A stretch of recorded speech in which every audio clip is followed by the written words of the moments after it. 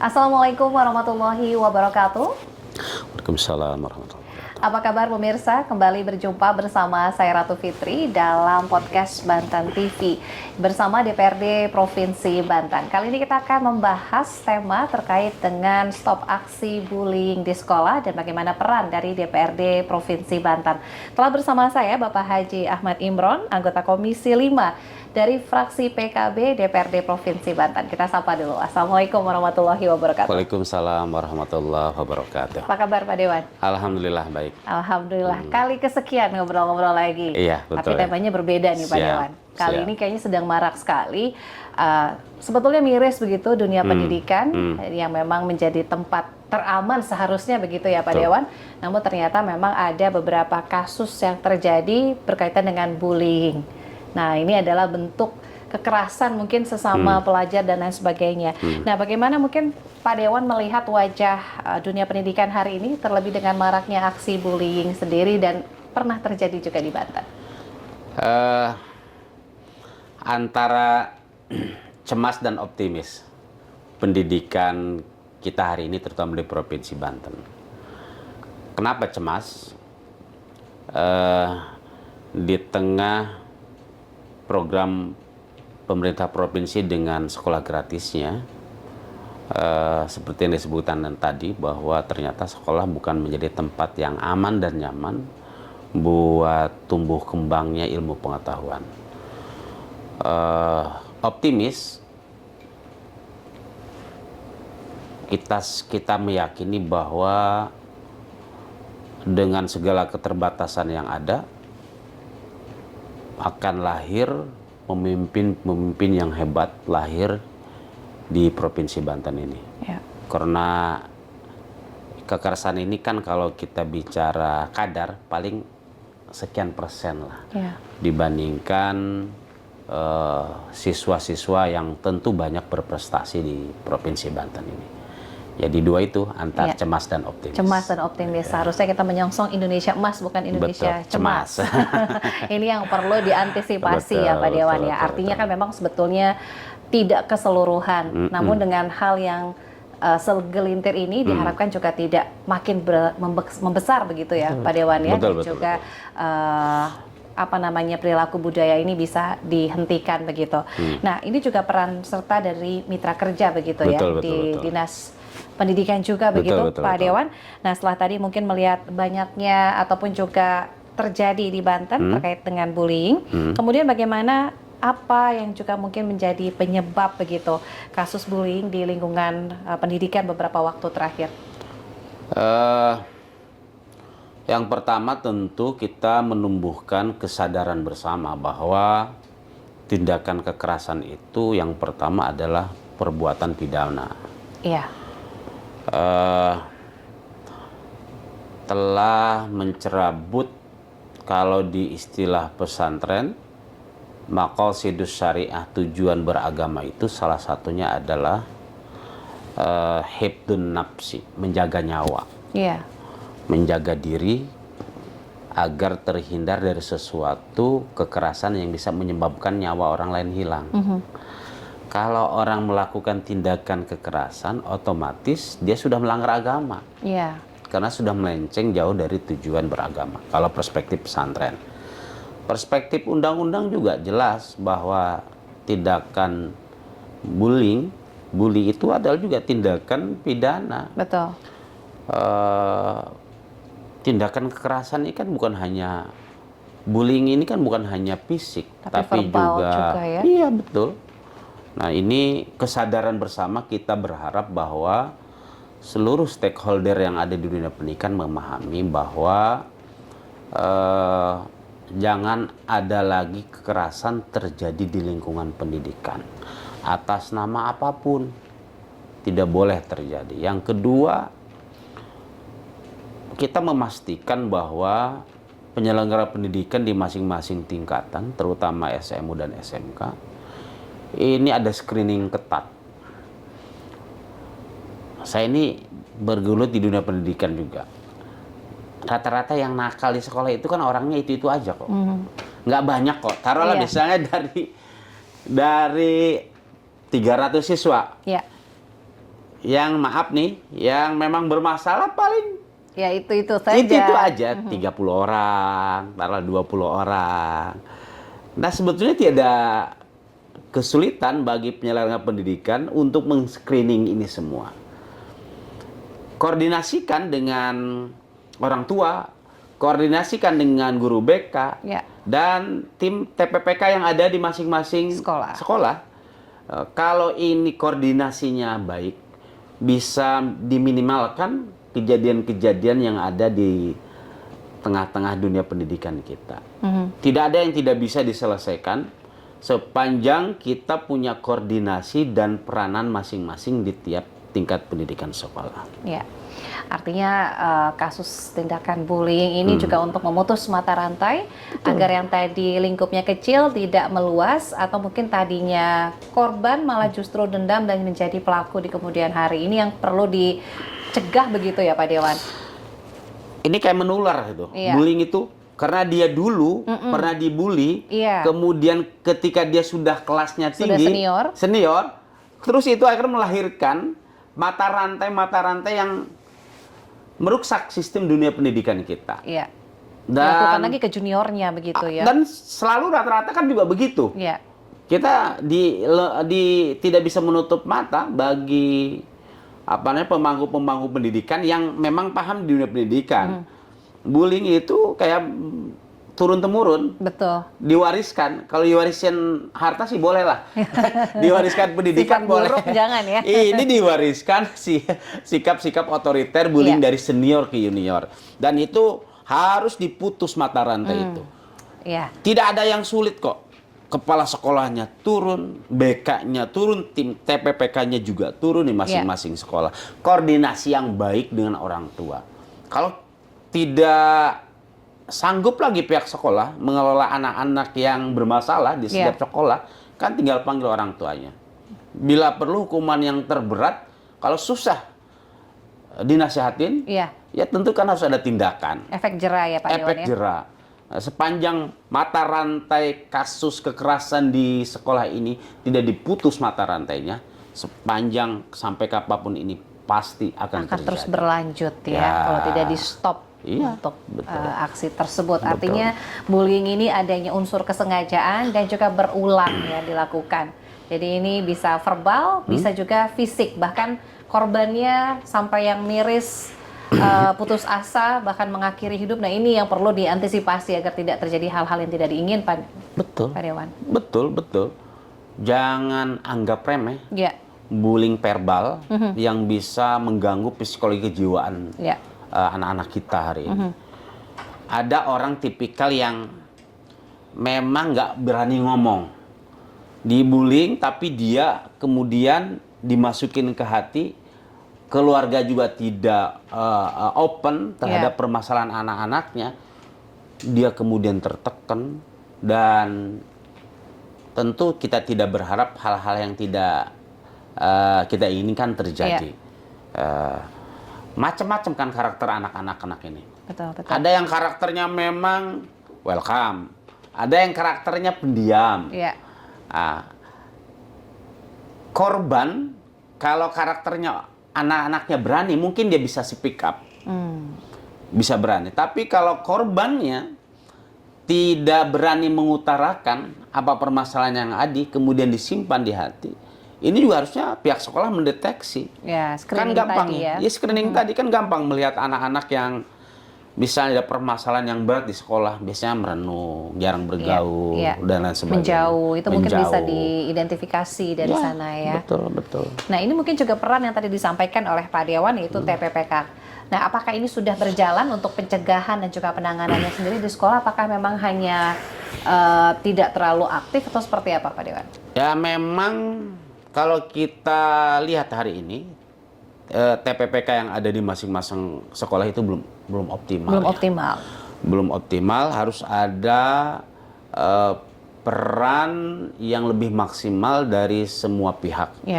Baik kepala sekolah, kemudian tim TPPK-nya, kemudian wali muridnya, semuanya harus berperan aktif memastikan bahwa TPPK yang ada di masing-masing sekolah ini berjalan dengan semestinya. Kenapa kasus ini sering terjadi? Salah satunya adalah TPPK ini belum optimal untuk bekerja. Nah, kita dorong harus memangku pendidikan ini, dalam hal ini guru dan kepala sekolah harus punya sense of belonging yang lebih terhadap kasus-kasus kekerasan yang terjadi di dunia pendidikan kita hari ini, terutama di Provinsi Banten. Ya, lebih dioptimalkan lagi dioptimalkan peran lagi tadi agar lebih bisa mencegah gitu ya untuk TPPK ini kan sudah dibentuk begitu ya di masing-masing sekolah. Nah, kemudian dari kacamata DPRD Provinsi Banten, apa hal yang harus dibenahi sesegera mungkin yang mendesak, terutama untuk lingkungan pendidikan agar anak-anak sekolah juga aman dan nyaman? Yang pertama, kita tidak menutup mata bahwa perilaku senior kepada junior ini masih terjadi di hampir semua sekolah. Senioritas dan lingkungan, pastikan lingkungan sekolah ini tidak ada lagi tempat-tempat nongkrong. Rata-rata yang senior ini punya tempat nongkrong kayak base campnya itu harus disisir sedini mungkin. Bahkan banyak yang sudah lulus pun itu masih tetap nongkrong di lingkungan sekitar sekolah. Yang kedua, pastikan bahwa anak untuk mempunyai kesadaran yang lebih terhadap niat dan tanggung jawab mereka di dunia pendidikan. Niatnya ngapain sih belajar? Kalau buat nambah ilmu, dan itu memang niat kita. Kalau cuma cari-cari masalah, bukan di tempat pendidikan adanya. Pastikan sekecil apapun celah-celah yang ada di lingkungan sekolah, timbul dan tumbuhnya kasus kekerasan, itu harus di-screening seketat mungkin. Mulai dari siswa yang mungkin kita kasih kategori yang super nakal, yang nakal, yang sedang, dan tidak bermasalah sama sekali. Kalau bila perlu dipantau terus. Kalau yang saya tadi bilang kan bahwa yang nakal itu kan segelintir saja, tidak banyak yang nakal. Dan itu harus di-screening seketat-ketatnya. Nggak banyak kok, pasti bisa kok.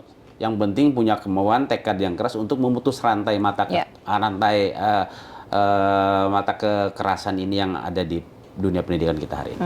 Baik, jadi screening ya diperlukan, dan ini hal yang sudah mendesak. Betul. Nah, kemudian Pak Dewan, dengan seiring pertambahan kasus bullying yang terjadi di Banten dan juga berkaca mungkin dari daerah lain untuk dari segi preventif begitu, apa sudah perlukah dibuat perda anti bullying atau seperti apa? Seberapa urgensinya begitu? Kalau sampai hari ini udah banyak kasus kekerasan yang terjadi di lingkungan sekolah. Kami memandang bahwa ini sebaiknya memang kita akan adakan kajian apakah upaya menetralisir kasus kekerasan di sekolah kita perlu perdakan. Ini lagi dalam kajian. Karena banyak kasus-kasus kekerasan yang kemudian viral dan tidak ada penyelesaian sampai hari ini. Harus ada efek jera. DPRD akan mengawal, memastikan, salah satunya adalah kita akan mengkaji apakah perda terkait kekerasan di sekolah ini urgen atau masih bisa ditangani dengan peraturan-peraturan yang lainnya. Insya Allah kita akan kaji, kita pastikan perda sepanjang bisa memutus mata rantai kekerasan yang terjadi di sekolah, kita akan dorong. Sambil kita lihat apakah urgen sangat mendesak atau tidak. Baik, dan kita harapkan sih tidak sampai lebih membesar lagi begitu ya. Namun tadi ada kajian, dan juga tentu saja aksi pencegahan yang juga harus dilakukan dari masing-masing sekolah. Nah, kemudian bagaimana DPRD juga mengevaluasi keterlibatan, karena lingkup terkecil sebetulnya kan dari keluarga, lingkungan masyarakat, kemudian pendidikan. Bagaimana keterkaitan dari seluruh stakeholder juga terkait hal ini? Ya, yang pertama tentu peran keluarga itu lebih utama dibandingkan segala-galanya. Keseharian anak-anak kita kan lebih banyak dengan keluarganya. Betul, betul. Dibandingkan dengan interaksi mereka di sekolah. Ada pepatah di lingkungan pesantren bahwa ibu rumah adalah sekolah pertama buat tumbuh kembangnya anak-anak kita. Banyak anak-anak yang bermasalah, hampir rata-rata, tidak semuanya, kemudian berawal dari keluarga yang juga tidak harmonis. Maka peran keluarga yang pertama adalah pastikan bahwa sebelum anak-anak kita berinteraksi di luar, pastikan tidak bermasalah dulu di lingkungan keluarganya. Kalau ini dipahami oleh semuanya, keluarganya baik, kemudian otomatis insya Allah di masyarakat dan di lingkungan sekolah juga akan berperilaku baik. Orang-orang yang bermasalah, anak-anak yang bermasalah rata-rata kan kebanyakan mencari jati diri. Tidak menemukan jati dirinya, tidak menemukan interaksi yang baik di tengah keluarganya, dia akhirnya bermasalah di lingkungan luarnya. Kurangnya perhatian dan kasih sayang, jadi tangki cintanya kosong kayaknya nih Pak Dewan. Ini yang perlu dirubah di dalam keluarga mungkin ya Pak Dewan ya. Bagaimana bentuk kasih sayang, perhatian ini juga lingkup terkecil dari keluarga. Setuju sekali.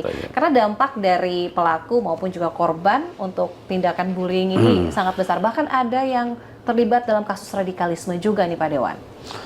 Nah, rata-rata juga kasus radikal ini menyasar, maaf, di sekolah ini kan ada remaja Islam itu apa namanya? Rohis ya? Rohis. Di pesantren, di sekolah-sekolah ini kan ada rohis.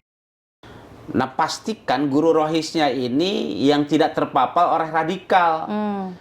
Kalau guru rohisnya terpapar oleh radikal, otomatis dia transfer kepada muridnya juga radikal. Nah, ini harus menjadi perhatian serius bagi kepala sekolah. Pastikan guru rohisnya, rekam jejaknya harus dilihat. Ini kompetensi keislamannya, ini dari mana? Lulusan mana? Jangan-jangan bukan lulusan pesantren, tapi memahami Islamnya lewat YouTube. Berarti pesantren al-YouTubiyah, kan repot ini. Kalau nggak ada dasar sanad keilmuannya. Kalau ujug-ujug dia tidak pernah mengkaji agama, tapi tiba-tiba kemudian mengajarkan agama ke murid-muridnya. Sanadnya nggak jelas. Kalau sanadnya nggak jelas, otomatis yang dibicarakannya juga tentu, yang ditransfernya juga tidak jelas. Pastikan bahwa guru rohisnya adalah yang tidak terpapar orang radikal. Nah, ini juga bisa disusupi begitu, didoktrin begitu ya, khawatirnya begitu Pak Dewan. Dan itu lebih, doktrin itu terkait agama itu lebih cepat. Kalau pondasi dasar keagamaannya belum tersusun dengan baik, di rumahnya maaf, ngaji Quran aja enggak, tiba-tiba di lingkungan sekolah dicekokin hal-hal yang Islam radikal, otomatis terpapar dan lebih mudah memberikan ideologi radikal ke anak-anak yang masih polos, itu lebih mudah. Gampang masuk begitu. Gampang masuk sekali mereka. Ini yang perlu juga diperhatikan ya, paham-paham radikalisme yang juga perlu ditelusuri ya, tadi dari guru rohis dan lain sebagainya. Kemudian dari porsi anggaran, adakah juga alokasi khusus untuk program anti bullying yang mungkin juga diutarakan mungkin dari gagasan DPRD?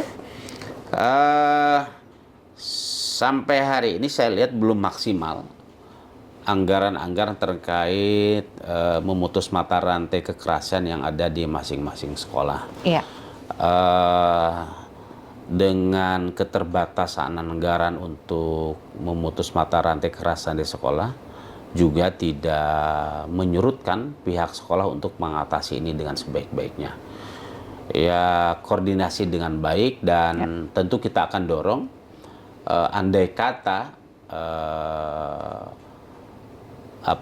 anggaran untuk memutus mata rantai kekerasan di masing-masing sekolah ini urgen, tentu kita akan dorong sepanjang itu mengandung kemaslahatan bersama. Baik, ini akan lebih dioptimalkan kembali. Kemudian, yang juga tidak kalah penting, sinergi yang seperti apa yang mungkin juga bisa dilakukan antara eksekutif, legislatif, dan juga pemangku kepentingan lainnya agar kasus kekerasan ataupun juga bullying ini tidak terus bertambah. Salah satu tugas DPRD adalah controlling. Selain legislasi dan budgeting, kita juga melakukan upaya kontrol di masing-masing sekolah. Jangan sampai ketika kasus ini viral, baru kemudian semua pihak turun tangan. Baru action setelah ada kejadian gitu ya. Padahal upaya preventif jauh lebih diutamakan. Ada pencegahan harus lebih didahulukan dibandingkan tindakan. Repot kalau sudah menjadi isu nasional, kemudian viral di mana-mana, semua pihak kemudian akhirnya saling menyalahkan.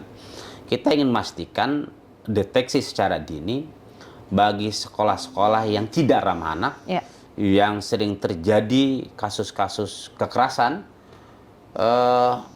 kita akan berikan porsi yang lebih bagaimana permasalahan yang ada di masing-masing sekolah. Kita akan melakukan kunjungan-kunjungan ke sekolah-sekolah yang memang tidak ramah anak. Memastikan kendalanya apa. Sinergi, tentu kita kan perlu sinergi antara eksekutif, legislatif, agar memastikan bahwa seluruh anak-anak bangsa kita mendapatkan pendidikan yang layak, aman, dan nyaman di masing-masing sekolah. Ya, itu terutama fungsi dari dunia pendidikan itu tidak keluar begitu ya. Bagaimana bisa memberikan ilmu menjadi tempat yang aman dan juga nyaman terutama. Terakhir mungkin pesan yang ingin disampaikan untuk masyarakat, untuk seluruh lapisan terkait dengan aksi stop untuk aksi bully. Buat seluruh siswa di Provinsi Banten, ada hadis Nabi yang menyatakan man la yarham la yurham. Jangan pernah berharap mendapatkan kasih sayang selagi kalian belum menebar kasih sayang kepada orang lain. Stop bullying yang ada di sekolah, karena itu menghambat semangat, tekad, dan cita-cita kalian di masa yang akan datang. Terutama untuk para guru, karena ketepatan hari ini adalah Hari Guru Nasional, saya mengucapkan selamat Hari Guru Nasional. Teruslah menjadi pelita dan menyalakan ilmu pengetahuan di tengah gelap gulitanya kebodohan. Terima kasih. Assalamualaikum warahmatullahi wabarakatuh. Waalaikumsalam warahmatullahi wabarakatuh. Lahir dari guru yang hebat menjadikan Indonesia yang kuat, terutama untuk generasi Indonesia Emas 2045. Terima kasih sekali lagi Pak Imron dari anggota Komisi 5 DPRD Provinsi Banten, fraksi PKB. Sampai ketemu lagi dengan tema yang berbeda. Sehat selalu Pak Dewan. Dan pemirsa, tuntas sudah kebersamaan kita pada podcast Banten TV. Mudah-mudahan apa yang disampaikan bermanfaat. Kita ketemu lagi di lain kesempatan dengan tema yang berbeda. Saya Ratu Fitri pamit. Wassalamualaikum warahmatullahi wabarakatuh. Waalaikumsalam warahmatullahi wabarakatuh.